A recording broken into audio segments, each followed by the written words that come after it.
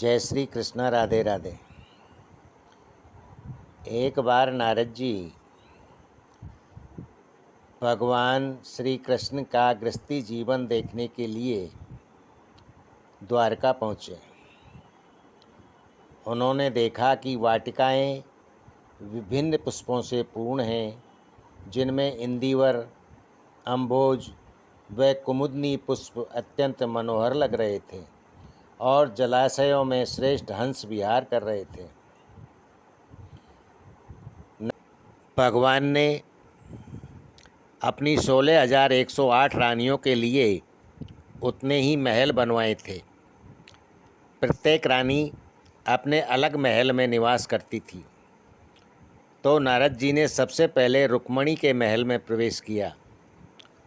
उस समय श्री कृष्ण रुक्मणी के साथ बैठे हुए थे। रुक्मणी पंखा डुला रही थी।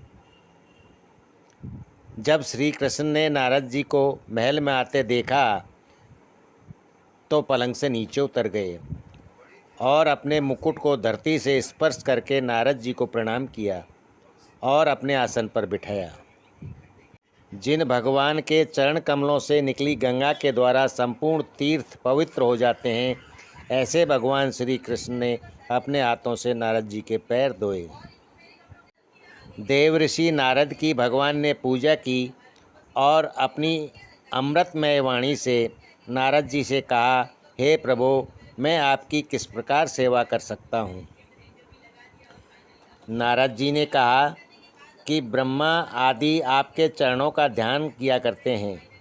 जो लोग संसार रूपी कूप में पड़े हुए हैं, उनको निकाल कर मोक्ष प्रदान करने को आप तत्पर रहते हैं। आपके दोनों चरणों का दर्शन कर कृतकृत हो गया। फिर भी भगवान आप मुझ पर प्रसन्न हों, जिससे कि मैं सदैव आपके चरण कमलों का स्मरण कर सकूं। तदंतर नारद जी ने योगेश्वर श्री कृष्ण की योग माया देखने की इच्छा से एक अन्य रानी के महल में प्रवेश किया। वहाँ श्री कृष्ण उद्धव जी के साथ शतरंज खेल रहे थे।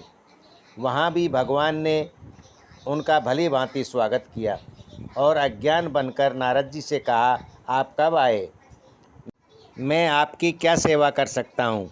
यह सुनकर नारद जी आश्चर्यचकित होकर चुपचाप दूसरे महल में चले गए।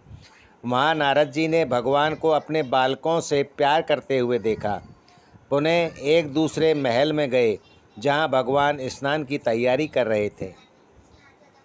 इस प्रकार नारद जी 16,108 रानियों के प्रत्येक महल में गए, जहाँ उन्होंने भगवान श्री कृष्ण को कहीं यज्ञ करते हुए, कहीं ब्राह्मणों को भोजन कराते हुए, कहीं घोड़े, हाथी और रथों में बैठकर भ्रमण करते हुए, कहीं जल क्रीड़ा करते हुए देखा।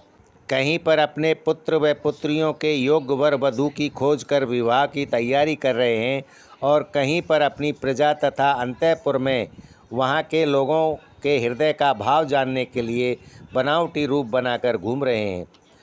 भगवान की इस प्रकार माया देखकर नारद जी ने कहा कि भगवान, मैं आपको इस कठिन योग माया को जानता हूँ।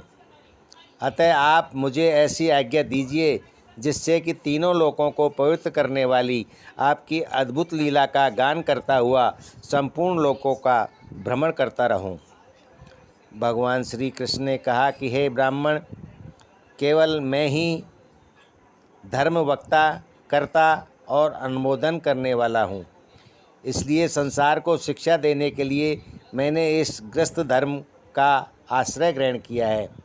इस प्रकार समस्त संसार के कल्याण के लिए अपनी माया शक्ति से भगवान ने मनुष्यों के मार्ग का अनुसरण करते हुए गृहस्थ धर्म का पालन किया है।